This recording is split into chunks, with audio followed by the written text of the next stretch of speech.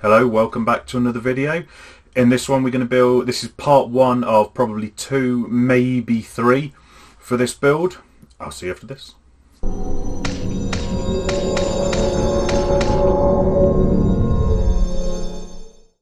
Okay, so I want to build a watermill to go on the base that we've been building, the Mordheim inspired base for the Fightin Writin workshops. And this is the kind of the first floor more or less finished today. In the next video we'll add the second floor, we'll add some more another cog, maybe a millstone, which will all make sense when you kind of get into the video. And then there may be a third video where we tie it all in with the board and build the water wheel that's going to go in the canal. So this one is just the first bit. It's the first floor. There's a few new techniques, a few different things that I'm trying in here. Hope you enjoy it, and I'll see you at the end. I cut the base for this off screen out of thin plywood. I think it's about 1mm plywood. And I've cut out two holes that you can see for the steps and for the water wheel, well, the internal cog rather than the water wheel. That'll all kind of come in later. But I started by using the same bricks that I've used in the other builds. So if you want to see how I made those, have a look at the towers build. So I stuck those around using hot glue gun. I think that's my preferred method at the minute. It's much easier to use hot glue gun than anything else, I think. And then just stuck some wood in, took it outside, primed it all in black. Then I used 4mm, I think maybe 5mm balsa sticks just to create some floorboards. So I wanted a bit of a chamber underneath it. I could have just filled it with polystyrene. I could have made it out of a solid piece of polystyrene, but I wanted to have that little bit of a chamber underneath. I might break a few of the floorboards in the future, I'm not sure. I didn't for this, but yeah, I wanted to put some floorboards in, so I put the struts across, glued those in again with some hot glue. Wedged them in nice and tight so they're not going anywhere. Again, give it another spray outside. I didn't really need to undercoat it this many times, I just kept forgetting I was going to add new stuff to it. Then I used some thinner building blocks, if you will. I think these are 3cm rather than the 2cm of the bricks. Stuck those around just to give it a bit of a lip as well, so there's a bit of a damp course, if you will, above the beams. Used some coffee stirrers to make some floorboards. I tried to Mod Podge these in, but it was just going everywhere, so again I just resorted to super glue. Path of least resistance, really, to stick them down. I cut a load to various different lengths. I didn't worry too much about them landing on a beam. You know, there's not going to be huge amounts of pressure on them, they'll be fine. As with all of this though, I end up getting so much glue on my fingers, it's a bit of an absolute mess by the end. But they went down easily enough. And again, I like working with actual bits of wood. I could have just used some XPS and kind of carved it in, or used a roller, but using the actual pieces of wood just gives a better texture. It looks more natural, I think. It looks more realistic. And to be fair, it doesn't take too long. You know, I'll show you it finished in a little bit. But I think in total it probably took me about half an hour, if that, to go through and stick them all down. And it probably would have taken a similar amount of time if I'd have drawn it into XPS and kind of carved it and scratched it. But this way, yeah, like I said, it just works a lot easier. And this, again, I'm not going to put these around where the holes are, because that's where the cog and where the steps down into the basement are going to go. And the basement will go down into the foam underneath. It's not going to be a playable basement, it's going to be a flooded basement. But it's going to be more for effect than anything.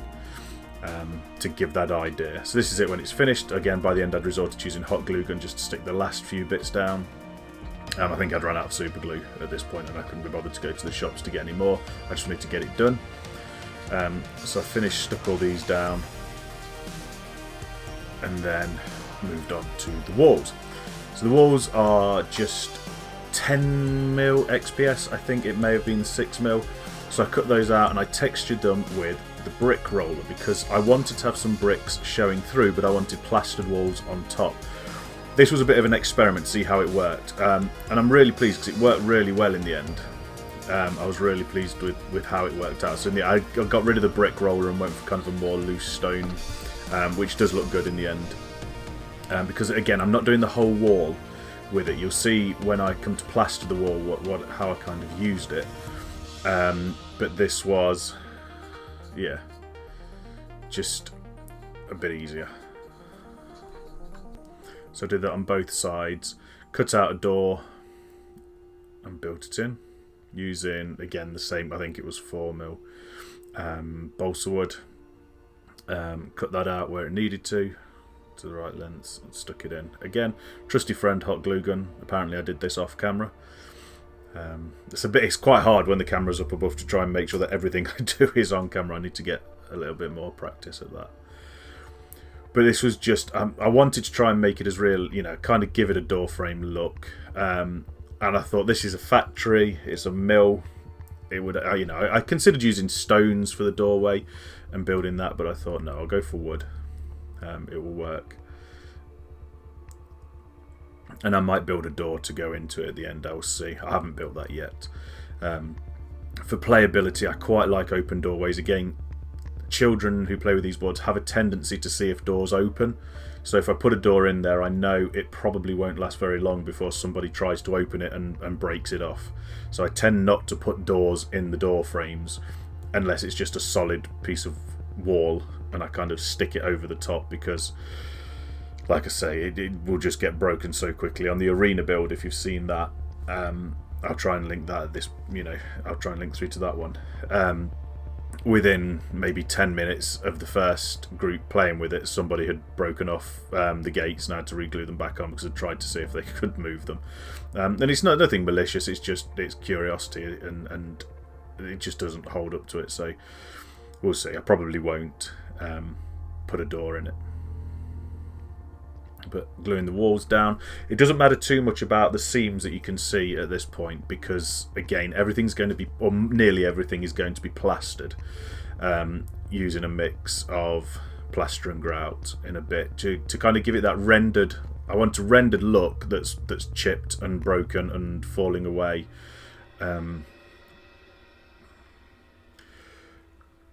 so that most of the bricks that I've carved will be lost.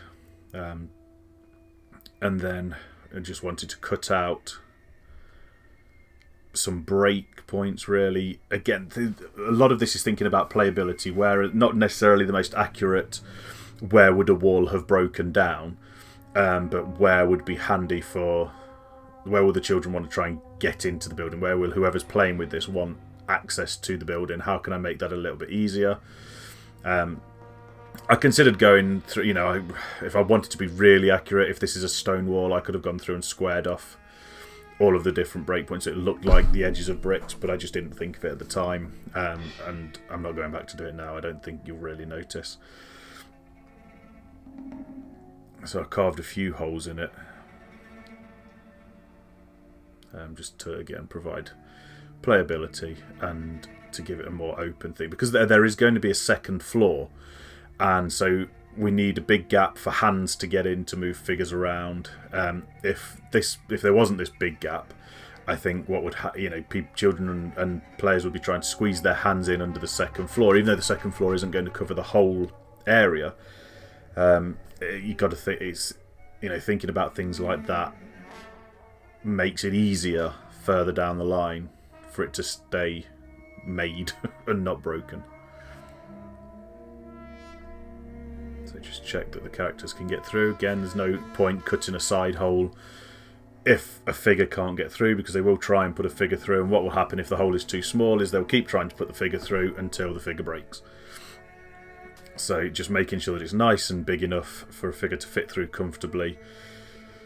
I said right at the beginning of this project, it's all about standing up to very curious and very active children who are going to be playing with this in schools, so it's just kind of preempting all of that.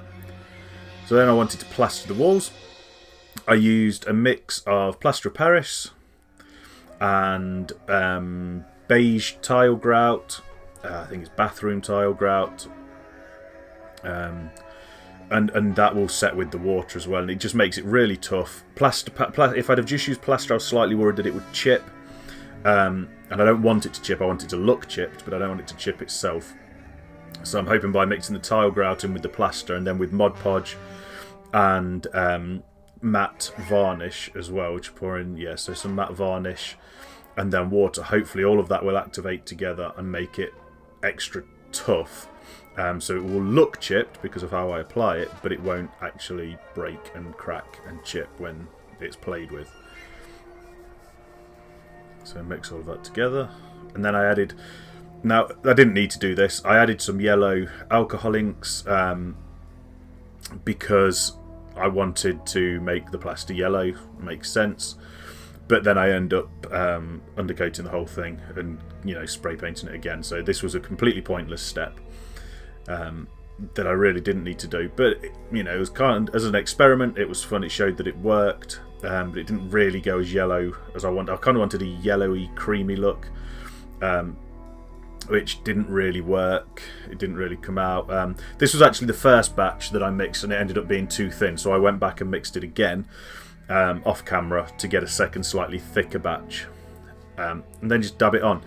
And this hides the seams in the corners where the foam joins, but also I left bits uncovered which will then show the stonework through that I put on with the rollers into the XPS. And this worked really well. I was slightly concerned that it wouldn't work, maybe, you know, it wouldn't dry well, it wouldn't be thick enough, but it worked really well, as you'll see in a bit. But the colour's alright, but I didn't like the colour, so I wasn't particularly upset. And then I went through and rescribed the stones. So the texture roller had done a good job, but I wanted them a little bit deeper, so I went through with a pen and just recarved in all of the little bricks where they were, and any that had kind of been filled in by plaster, just reopened them up so it was a little bit more obvious and a little bit deeper.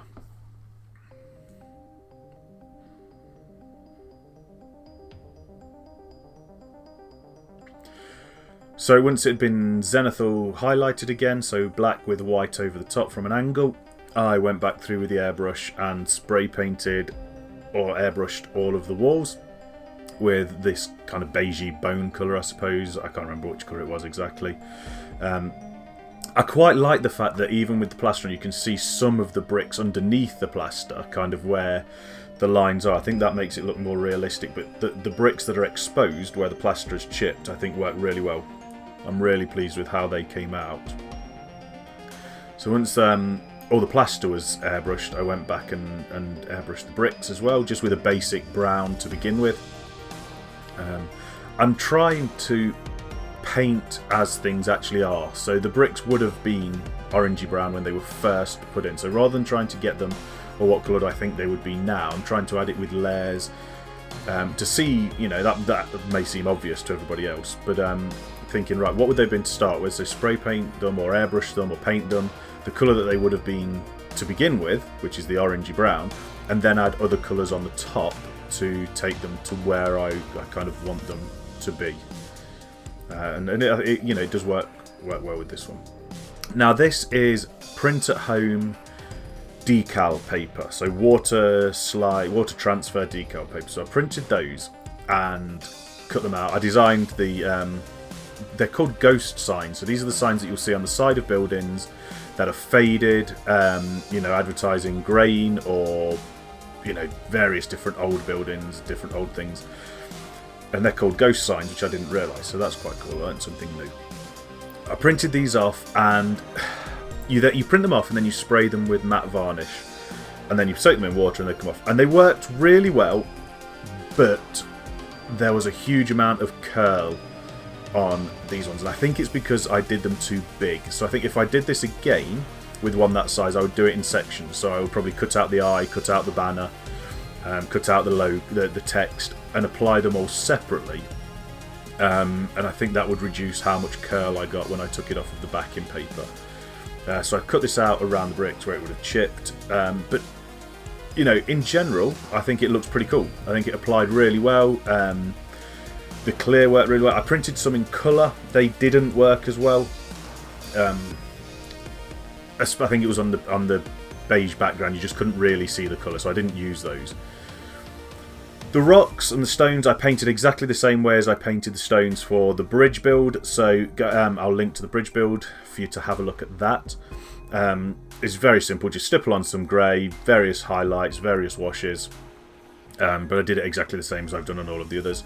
Use some Agrax Earthshade or any brown wash really would do to repaint the floors. It's about the 5th time the floors have been painted. And then I wanted some of the bricks to pop, so I went through and just used some reds and various different browns just to paint odd bricks. Not all of them, but just odd ones so that there was some variance in colour. A lot of this gets lost when I do the washing a bit, but you can still see it through there. It's one of those subtle effects that you don't really notice, I think, but if you look closely it is there. So I was pleased I did this, just with various different, like I say, reds and browns. And just picked out odd ones that I thought might, just be a slightly different colour.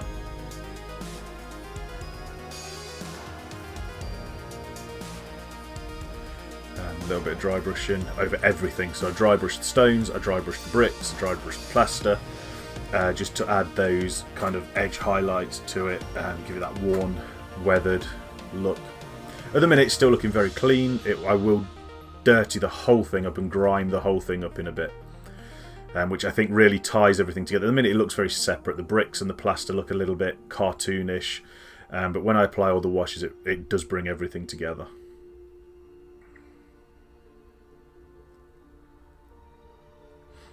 Now, we'll see, we've jumped a little bit back in time here. I did things at various points, but I've kind of video edited them together to make sense as to how different pieces. So this is going to be the cogwheel that is going to sit in the thin slot in the floor. Now this works really well. I'm really pleased with how this ends up. However, the logical thinkers, the engineers, the normal people amongst us will notice a fatal flaw at the end, in that I measured the wheel to fit inside the slot, and it fits brilliantly. But I then added the cog teeth to it, and I didn't really think as I was doing this. It's only recent, really towards the end of the build, that I've kind of realised, if this were a real cogwheel, the wheel bit would fit and would rotate in the slot absolutely fine, but once the teeth are put on, it wouldn't spin. Now, I could have gone back and made a new wheel, or somehow tried to make the slot a little bigger, and then I kind of figured, you know what, it's not going to move, it's fantasy, it will be absolutely fine, I can't be bothered. So I left it as it is. But yes, I am aware it is a logical failure. It wouldn't spin in the hole once I add the cog teeth to it. But c'est la vie, what are you going to do? I used tiny thin strips of cereal box card because I wanted the edge to be capped with metal. So I just cut these out, there's tiny little things, added them with the hot glue, drilled some holes in, and this is where I add the teeth to the cog and it kind of becomes too big. But it still fits, and it still looks good, so, kind of deal with it. Don't leave me lots of angry comments about how it wouldn't work in real life. I know. And again, just using kebab sticks, kebab skewers, wooden skewers, whatever you call them where you're from. A little bit more of a trusty friend glue gun. Push them in. I left them too long to begin with because I wanted to make sure, just left them all in and then cut them down afterwards. That way I can make sure they're all the same length. Covered the whole thing with black Mod Podge.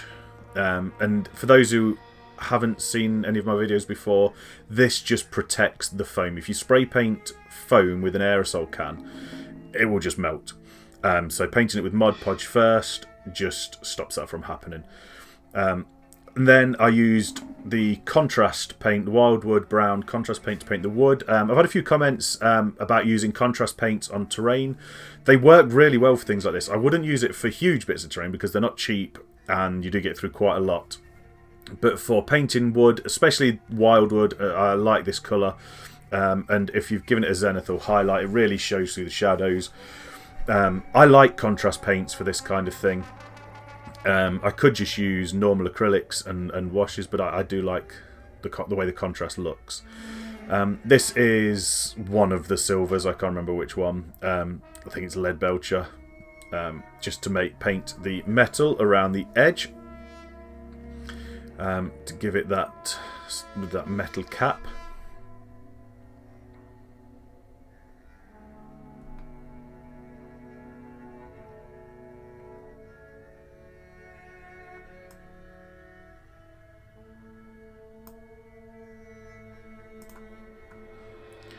And then I used Typhus Corrosion, which is another one of the Citadel paints, if I can get it out of the bottle, to really add some texture and rust to the metal. This sets really nicely. It goes a lot darker than it looks when you put it on. It does look like corroded metal. And then you can add kind of orange and brown dry brush highlights to it. Here I used an oil wash. Now I've used acrylic washes in the past. This is an actual oil wash. So I used black oil paint. I used the cheap stuff you can get from the works. I think it was about maybe £4, £5 for lots of different colours. And mixed that with white spirits. And it thinned down really nicely. I've tried it with white spirit replacement in the past and it just didn't work. With actual white spirits, again from Poundland, I think it was about £2 a bottle for loads. I think it was about a litre bottle. I barely used any of that, but it waters it down, or thins it down really nicely. And you've got to trust the process because it looks horrendous when you're putting it on. But then once you dab it off and let it dry, it just grimes it completely up, makes it look so. If you imagine kind of medieval London, or even later with Victorian London, with all the coal fires and coal smoke for the Industrial Revolution, how that would stain the buildings. It gives it that look. Then I used Rise of Rust, this was, but any orange paint will do, just to kind of stipple on some rust onto the Typhus Corrosion once that's dried. Did this while I was waiting for the oil wash to dry. That is the only downside with an oil wash over an acrylic wash, it takes a lot longer to dry. But you can see it looks nicely corroded and rusted, and I think that the metal worked well. And you're not going to see most of this anyway once it's in its slot. So that's why I've only put metal around kind of half of it, because you don't need it down there. So once it's in, you can only see the top part anyway, but you can see there how the pegs would not spin around. If that was a real cogwheel, that's just hitting the floor, but we'll work with it. The final step was weathering it up. So once the oil wash had dried, going back with various different kind of weathering washes through the airbrush, picking out damp lines where it would be kind of soaking into the plaster.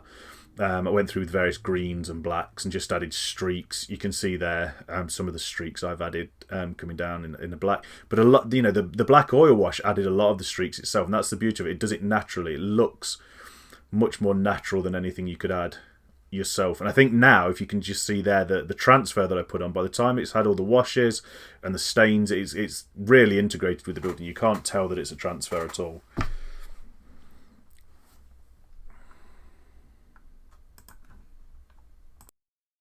Right, so that's the first bit finished. In the next one, I'm going to add some weird, creepy vines coming out from the stairs and crawling up the walls. We're going to add the next cog that will fit in with the, engineeringly flawed cog that we've built in this one.